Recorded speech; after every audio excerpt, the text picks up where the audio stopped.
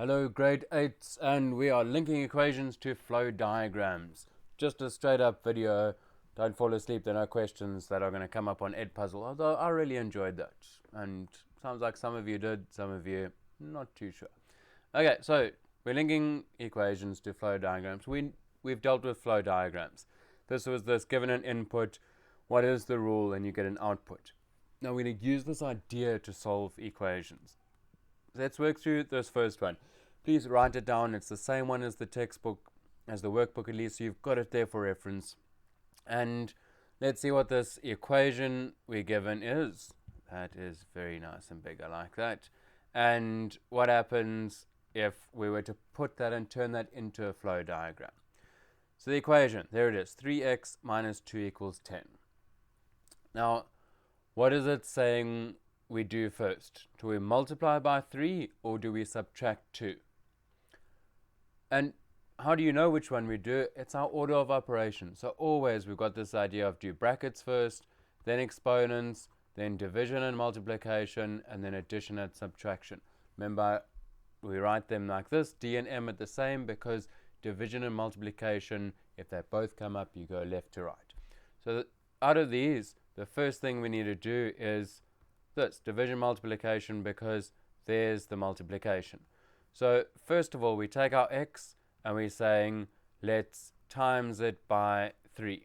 Okay, once we've multiplied it by 3, we've done that part. What's the next thing we do? Well, the only thing that's left is to subtract 2. So we're going to subtract 2 and we get our answer as 10 as our final answer here. There we are, 10's our answer, 10's our answer. Now remember, when we did flow diagrams and we were given the output, the 10, we worked backwards to get our input. So we went from 10, instead of subtracting 2, what did we do? What was almost like the opposite of subtracting 2? Yeah, we added 2. So we said, okay, let's add 2 first. So 10 plus 2, I'm just going to write kind of small up here, we know is 12. And then instead of multiplying by 3, if we're going in the reverse direction in our flow diagram, if we're multiplying by 3 going that way, what would we do going the other way? Yeah, we could divide by 3. It's like the opposite. So if we took that 12 and then we divided by 3, we got our answer, 4. So x is 4. Less guessing of, well, x feels like, is it 3? We're going to check 4. Okay, it works. It's a much better way of doing it. So for this next exercise, exercise 5, and there are 2 exercises for you to do today. In exercise 5, we need to draw this in reverse.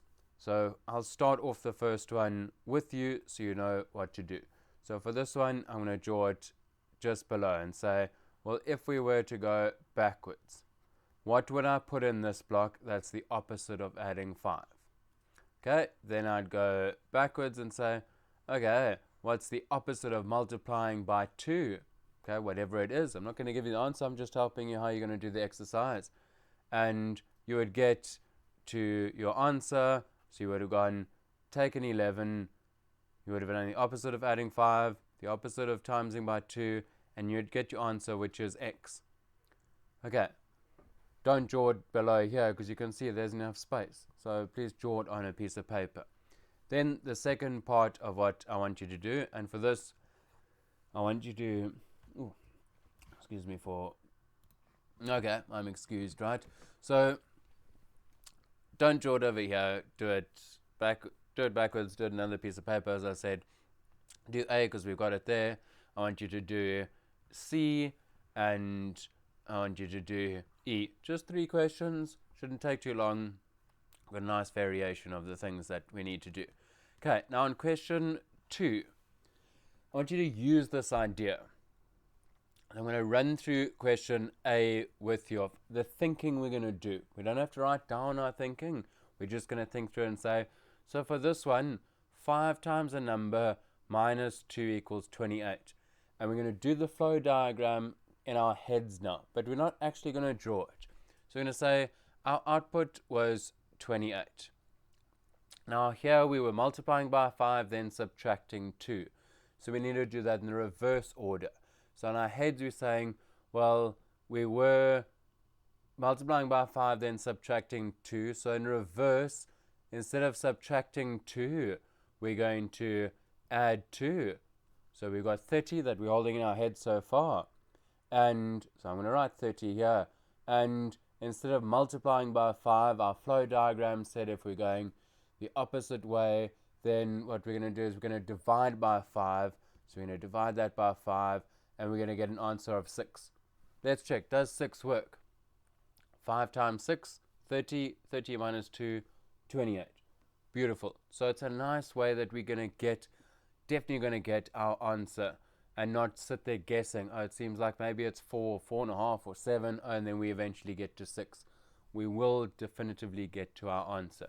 Okay, so A is still circled. Do A, even though we've done it now together. And we're going to do a few other ones. Let's do one that's similar to that. B, this one, which is a similar idea, but now adding and subtracting. Let's make sure we've got another one like that. We've got something with a negative. That'll be nice and interesting. This will be interesting, and we'll leave it at that so that we can revisit this in our lesson on Friday and go into solving equations and balancing both sides that we're going to get into on Friday, plus looking at any questions you have from this. So just a reminder, please do these questions, work them out. You can check. I'm not giving you a solution set because you can check if your answer is correct. So there's no point me saying, oh, the answer to question A is 6. You should be able to check that, and you must check that, and I want you to really check that your answer works, not just, oh, it's 6, yeah, okay, tick, it was the right answer. You need to convince yourself that if you think the answer for this is 7, and you put 7 in and see, no, it didn't work, then you know that your answer is incorrect, and you can try and get the right answer.